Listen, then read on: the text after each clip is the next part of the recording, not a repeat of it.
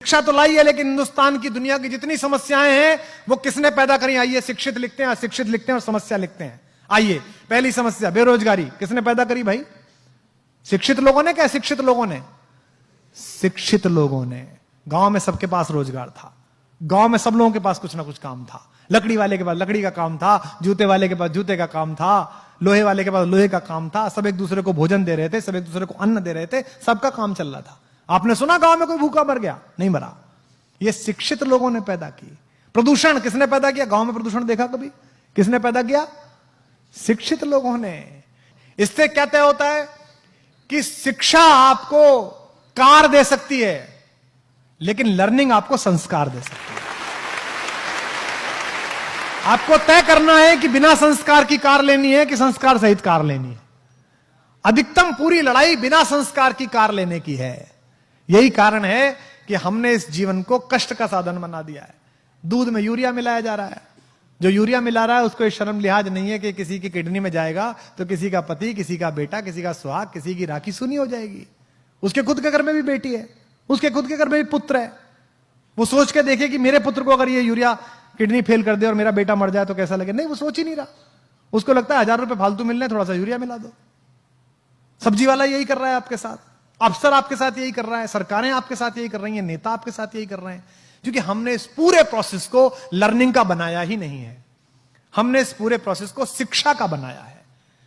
और मैं आपसे निवेदन करता हूं कि शिक्षित हो जाइए, पढ़िए, खूब पढ़िए, रिसर्च करिए, इंजीनियर बन जाइए, डॉक्टर बन जाइए, आईएएस बनिए, पीसीएस बनिए, लेकिन लर्निंग सीखिए। कोई नासा नहीं गए थे वो गांव के लोग जो गौरैया को धूल में लेटते हुए बता देते थे कि आज पछुआ के साथ बादल आएंगे। उसने अनुभव से ये जाना था। तो इसका मतलब कुछ ज्ञान ऐसे हैं जो अनुभव से ही आते हैं। महिलाएं बैठी हैं, मातृशक्ति बैठी हैं, मातृशक्ति इस नगर का प्रतिनिधित्व करती हैं। लोग कहते हैं ना बच्चा पैदा हुआ, बच्चा पैदा नहीं हुआ। बच्चे के साथ एक और चीज पैदा हुई, मां पैदा हुई। उससे पहले वो भाभी थी, बेटी थी, बहन थी, मां नहीं थी। अब वो मां पैदा हुई है। मेरी पत्नी मेरी बेटी को डांटते हुए अक्सर कहती है, तू बनेगी ना मां तब पूछूंगी तुझसे। उसको लगता है खराब बात है। अरे ये सही बात है, क्योंकि उससे पहले वो सिर्फ बेटी थी, सिर्फ वो पत्नी थी, सिर्फ वो बहन थी। जिस बार पहली बार उस शिशु ने आकर किलकारी भरी, उस दिन मां को पता चला कि मैं मां हूं, मेरा बोध क्या है, मुझे जगना इसके अनुसार है, मुझे सोना इसके अनुसार है, मुझे इसका सब काम करना है। उस दिन से उसका बोध पैदा हुआ। तो जैसे आप ज्ञान के साथ यात्रा करते हैं, आपके मन में नई जिज्ञासा पैदा होती है, तो यकीन मानिए आप भी पैदा होते हैं, साथ साथ आप भी नए तरीके से पैदा होते हैं। जब आप कोई चीज पढ़ते हैं और आपको एकदम चेतना आती है कि यार क्या अद्भुत बात पढ़ी, तो ये मानिए कि थोड़ा सा जन्म आपका हुआ है। अब आपको तय करना है कि आपको अधूरा पैदा होना है कि पूरा पैदा होना है। आपको विकल दिव्य अंगों के साथ पैदा होना है कि संपूर्ण सुशोभित शरीर के साथ पैदा होना है। इसलिए पढ़िएगा तो ये सोच के मत पढ़िएगा कि ये पास करना है, ये सोच के पढ़िएगा कि मुझे ये जानना है, ये मेरी इच्छा है, ये मैं जानना चाहता हूं। अधिकांशतः हम जो पढ़ रहे हैं, हम ये पढ़ रहे हैं कि ये इतना है, इसको ऐसे करने से ऐसे हो जाएगा। इससे जीवन आगे नहीं जाएगा। गांव में मैं गया तो वो एक गांव के प्राइमरी स्कूल की पहली दूसरी क्लास की अंग्रेजी की किताब देखी, आपने भी देखी होगी।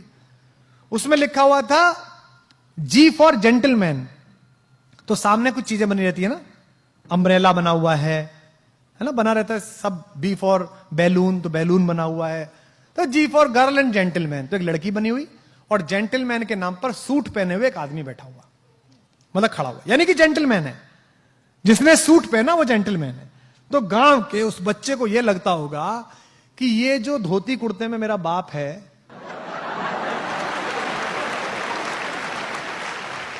ये जो खेत में जाता है, गुरु ये जेंटलमैन नहीं है।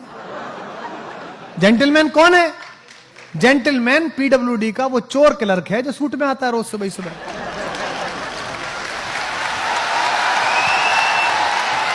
यही तो हुआ।